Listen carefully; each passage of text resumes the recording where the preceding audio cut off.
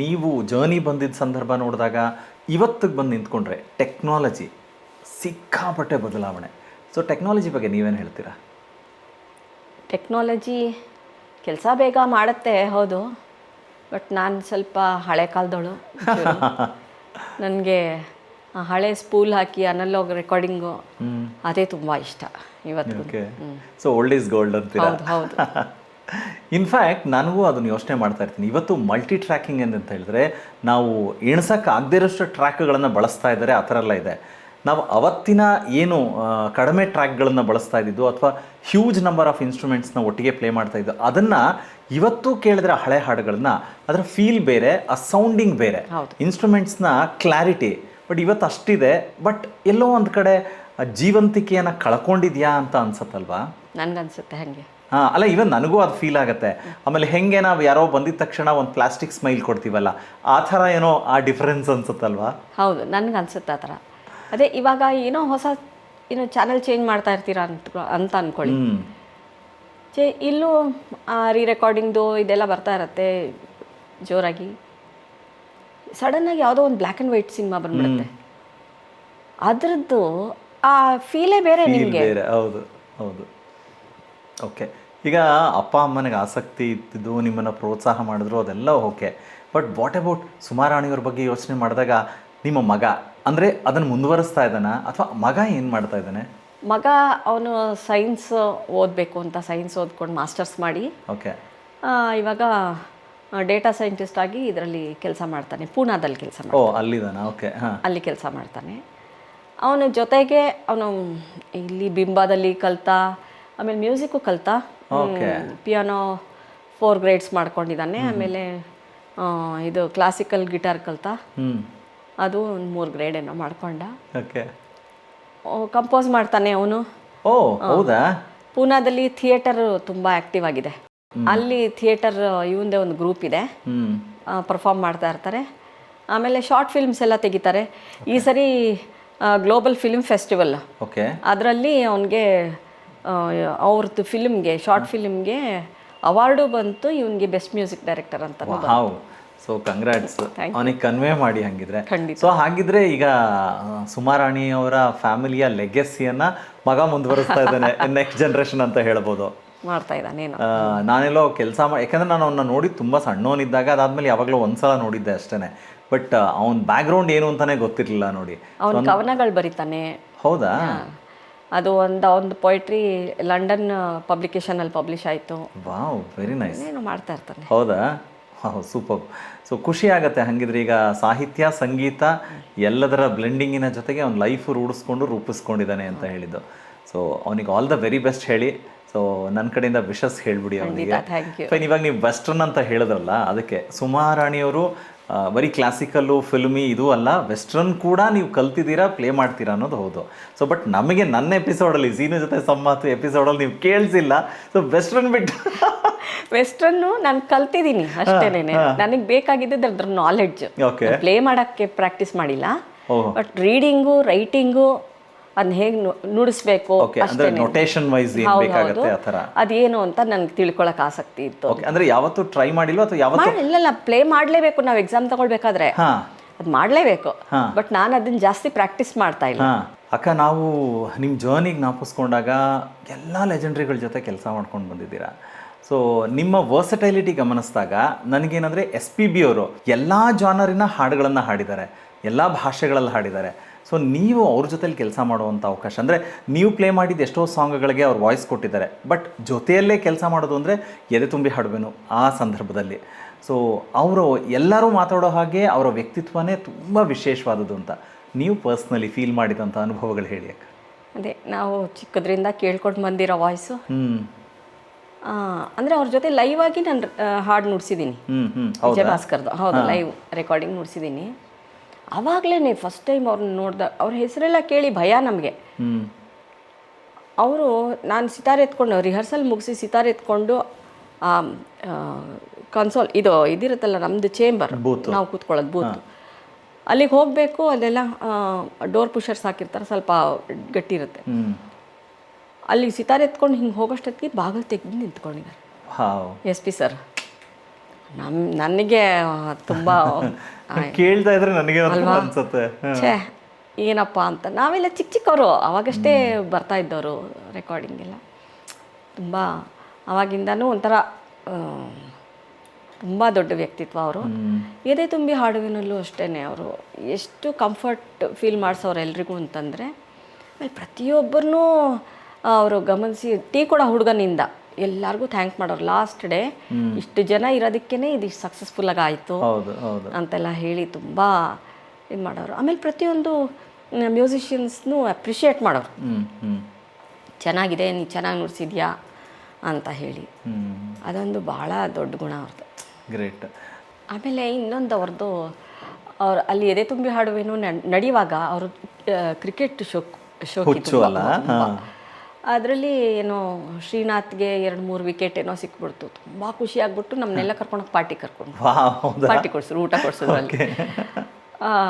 ಆಮೇಲೆ ಎಷ್ಟು ಅವರು ಖುಷಿಯಾಗೋಗಿತ್ತು ನಮ್ಮ ಮ್ಯೂಸಿಷಿಯನ್ಸ್ ಎಲ್ಲ ಅಂತಂದರೆ, ಎಲ್ಲರೂ ಅಷ್ಟು ಟ್ಯಾಲೆಂಟೆಡ್ ನಮ್ಮಲ್ಲಿದ್ದವರೆಲ್ಲನೂ.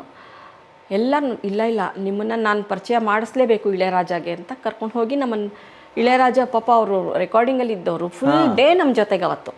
ಅಬ್ಬಾ, ಎಂಥ ಗ್ರೇಟ್ ಅಲ್ಲ. ನೋಡಿ, ಇವತ್ತು ಎಲ್ಲರೂ ಸ್ವಾರ್ಥಿಗಳಾಗಿ ಬದುಕಕ್ಕೆ ಇಷ್ಟಪಟ್ಟು ಆ ಥರ ಇರ್ತಾರೆ. ಅಂಥದ್ರಲ್ಲಿ ಅವರು ನಿಸ್ವಾರ್ಥವಾಗಿ ಎಲ್ಲರನ್ನೂ ಅಷ್ಟು ಪ್ರೀತಿಯಿಂದ ಒಂದು ಕುಟುಂಬದವರು ಅನ್ನೋ ಮನಸ್ಥಿತಿ ಇದೆಯಲ್ಲ, ಗ್ರೇಟ್ ಅನಿಸುತ್ತೆ. ಸೊ ನಾನು ಈ ಟೈಮಲ್ಲಿ ಐ ಡೋಂಟ್ ನೋ, ನನ್ನ ಬಗ್ಗೆ ನಾನು ಹೇಳ್ಕೊತಿದ್ದೀನಿ ಅಂತ ಅನ್ಕೋಬೇಡಿ ಅಕ್ಕ. ನಾವು ಮಾಡಿದಂಥ ಸಿನಿಮಾ ಏನು ನ್ಯಾಷನಲ್ ಅವಾರ್ಡ್ ಬಂತಲ್ಲ, ಅದರಲ್ಲಿ SP ಸರ್ ಒಂದು song ಹಾಡ್ಕೊಟ್ರು.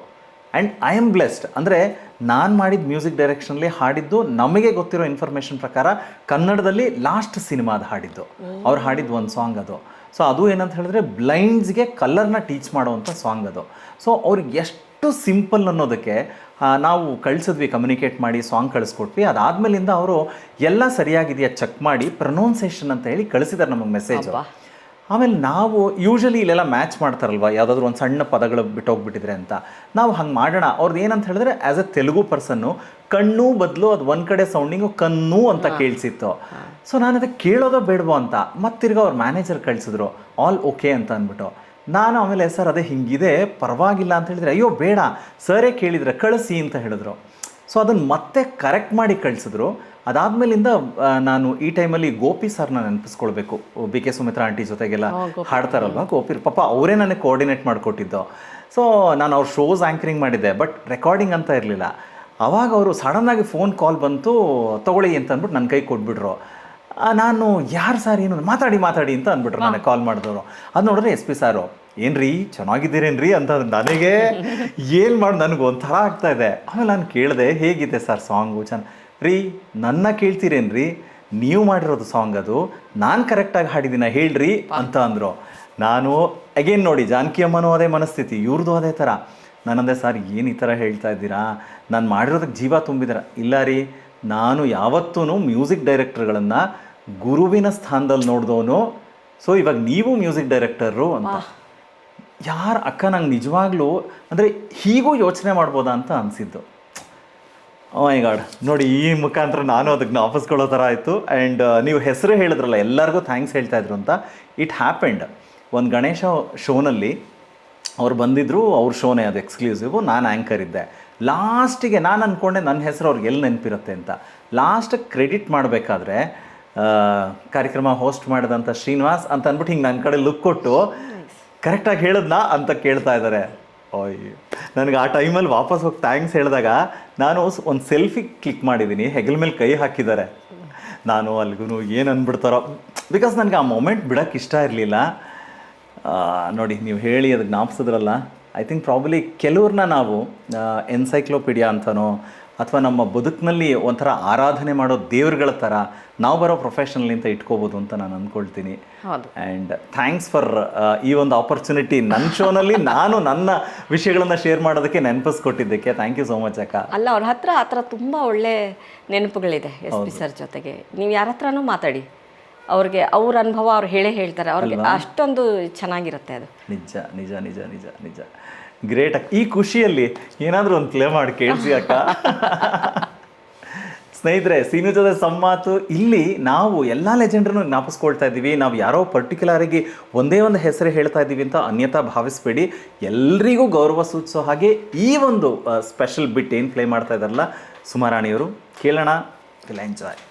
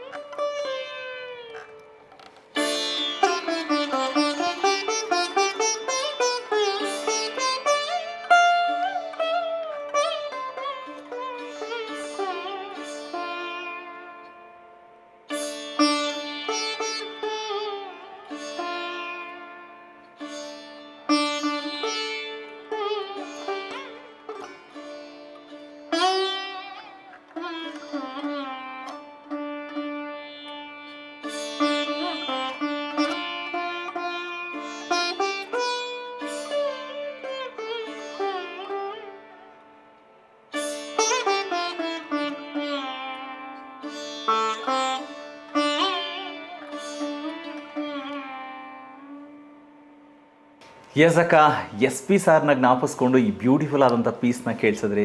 Thank you so much.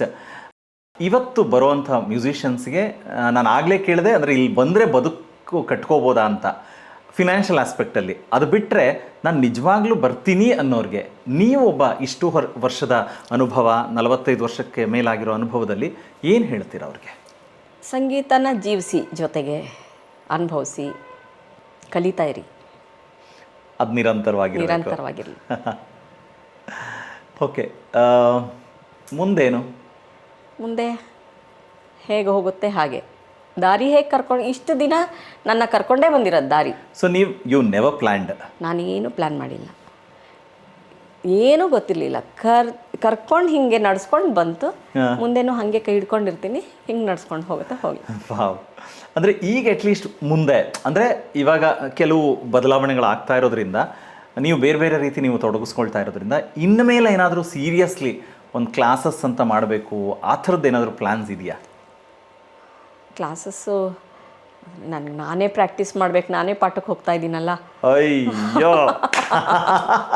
ನಾನೇ ಪ್ರಾಕ್ಟೀಸ್ ಮಾಡಬೇಕು. ಸ್ನೇಹಿತರೆ ಕೇಳಿಸ್ಕೊಂಡ್ರ? ಅಂದರೆ ಒಂದು ಕಡೆ ಒಬ್ಬ ನಿಜವಾದ ಕಲಾವಿದ ಹೇಗಿರಬೇಕು ಅನ್ನೋದು, ಇನ್ನೊಂದು ಕಡೆ ರಿಯಲ್ ಸ್ಟೂಡೆಂಟು ಹೇಗಿರಬೇಕು ಅನ್ನೋದು, ಎರಡನ್ನೂ ಇಲ್ಲೇ ತೋರಿಸ್ಕೊಟ್ಬಿಟ್ರು. ಗ್ರೇಟ್ ಅಕ್ಕ, ಗ್ರೇಟ್. ಓಕೆ, ಬಟ್ ಈಗ ಖುಷಿಗೆ ಒಂದಷ್ಟು ಜನ ಮನೆಯಲ್ಲಿ ಹೋಮ್ ಸ್ಟುಡಿಯೋ ಮಾಡ್ತಾರೆ. ಆ ಥರದ್ದು ಏನಾದರೂ ನಿಮಗೆ ಆಸೆ ಇದೆಯಾ? ಅಂದರೆ ನನ್ನ ಖುಷಿಗೆ ಸುಮ್ಮನೆ ನಾನು ಅದನ್ನು ರೆಕಾರ್ಡ್ ಮಾಡ್ಕೊಳ್ಳೋದು, ಕೇಳೋದು, ಮತ್ತೆ ವಾಪಸ್ ಆ ಥರದ್ದು ಏನಾದರೂ ಹಾಗೆ? ಅಲ್ಲ, ಆ ಥರ ನಾನು ಕೋವಿಡ್ ಟೈಮಲ್ಲೇ ಯೂನಿಟ್ ತರಿಸ್ಕೊಂಡು ಇಟ್ಕೊಂಡಿದ್ದೆ ರೆಕಾರ್ಡಿಂಗ್. ಕೆಲವೊಂದು ನನಗೆ ಮಾಡೋಕ್ಕೆ ಬರೋದಿಲ್ಲ, ಯಾರೋ ಬಂದು ಹೆಲ್ಪ್ ಮಾಡಿ ಮಾಡ್ತಾಯಿದ್ರು. ಆ ಥರ ಮಾಡ್ಬೋದು. ಓಕೆ. ಸೊ ಅಲ್ಲ, ಫುಲ್ ಫ್ಲೆಡ್ಜ್ ಆಗಿ ಮನೆ ಒಳಗಡೆ ಒಂದು ಚಿಕ್ಕ ಸ್ಟುಡಿಯೋ ಅಂತ ಕೇಳಿದೆ ನಾನು. ಇಲ್ಲ ಸದ್ಯಕ್ಕೆ, ಮುಂದೆ ಮಾಡ್ಬೋದು. ಓಕೆ. ಸೊ ಆಗಲಿ, ಹಂಗಾದ್ರೆ ನಿಮ್ಮ ಮುಂದಿನ ಏನು ಆಸೆಗಳಿದೆಯಲ್ಲ, ಮ್ಯೂಸಿಕ್ ಜರ್ನಿ ಇನ್ನೊಂದಷ್ಟು ಬೇರೆ ಥರ ತೊಗೊಂಡೋಗೋಕ್ಕೆ ಅಂತ. ಸೊ ಸೂಪರ್, ಖುಷಿ ಆಯಿತು. ಸೊ ಹಾಗಾಗಿ ನೀವು ಸೀನು ಜೊತೆ ಸಂಮಾತು ಅಂದರೆ ನನ್ನ ಜೊತೆ ಕೂತ್ಕೊಂಡು ಯಾವಾಗಲೂ ನಾವು ಬೇರೆ ಥರ ಸಿಗ್ತಾ ಇದ್ವಿ ಕಾರ್ಯಕ್ರಮಗಳಲ್ಲಿ. ಸೊ ಇಲ್ಲಿ ಇವತ್ತು ಎಕ್ಸ್ಕ್ಲೂಸಿವ್ಲಿ ಕಲಾದಿಗಳ ಸ್ಟುಡಿಯೋದ ಸೀನು ಜೊತೆ ಸಂಮಾತು ಈ ಸಂಚಿಕೆನಲ್ಲಿ ಕೂತ್ಕೊಂಡು ಇಷ್ಟು ಹೊತ್ತು ಮಾತಾಡಿದ್ರಿ. ಹೇಗೆ ಅನ್ನಿಸ್ತಾ ಇದೆ? ನಾವು ಸಾಧಾರಣವಾಗಿ, ಸರಳವಾಗಿ, ಸಹಜವಾಗಿ ಹೇಗೆ ಮಾತಾಡ್ತೀವಿ ಅದೇ ಥರ ಅನ್ನಿಸ್ತು ನನಗೆ. ಯಾಕೆ ಅಂತಂದರೆ ಅಲ್ಲೇನು ನಮಗೆ ಮಾತಾಡೋಕ್ಕೆ ಅಂದರೆ ಹಂಚ್ಕೊಳ್ಳೋಕೆ ಅವಕಾಶ ಇರಲ್ಲ. ಈಗ ಎಲ್ಲ ಕಡೆ ಸಿಕ್ಕಿದಾಗ ನಿಮ್ಮ ಕೆಲಸ ನಿಮಗೆ, ನನ್ನ ಕೆಲಸ ನನಗೆ. ಇವತ್ತು ಕೂತ್ಕೊಂಡು ಆತ್ಮೀಯವಾಗಿ ಇಷ್ಟೊಂದು ಮಾತಾಡಿದ್ದೀರಾ, ಭಾಳ ಚೆನ್ನಾಗಿತ್ತು, ಖುಷಿ ಆಯಿತು ನನಗೇನು. ಏನೋ ಯಾರೋ ನಮ್ಮ ಅಣ್ಣ ತಮ್ಮಂದರು ಬಂದು ಮಾತಾಡ್ಕೊಂಡು ಹೋಗಿದ್ದಾರೆ ಅನ್ನೋ ಥರ ಅಷ್ಟೇ. ವಾವ್, ಅಷ್ಟು ಸಹಜವಾಗಿತ್ತು. ಥ್ಯಾಂಕ್ ಯು ಸೋ ಮಚ್ ಅಕ್ಕ. ನಾನು ಎಷ್ಟು ಥ್ಯಾಂಕ್ಸ್ ಹೇಳಿದ್ರು ಕಡಿಮೆ. ಯಾಕಂದರೆ ಇಷ್ಟು ಬ್ಯುಸಿ ಇರೋವಂಥ ಒಬ್ಬ ಕಲಾವಿದೆ ನನಗೋಸ್ಕರ ನಿಮ್ಮ ಇಡೀ ಇಷ್ಟು ಸಮಯ ಕೊಟ್ಟು ಇವತ್ತು ನನ್ನ ಎಪಿಸೋಡಲ್ಲಿ ಕೂತ್ಕೊಂಡು ಇಷ್ಟೆಲ್ಲ ಮಾಡಿಕೊಟ್ಟಿದ್ದಾರಲ್ಲ, I don't know how to thank.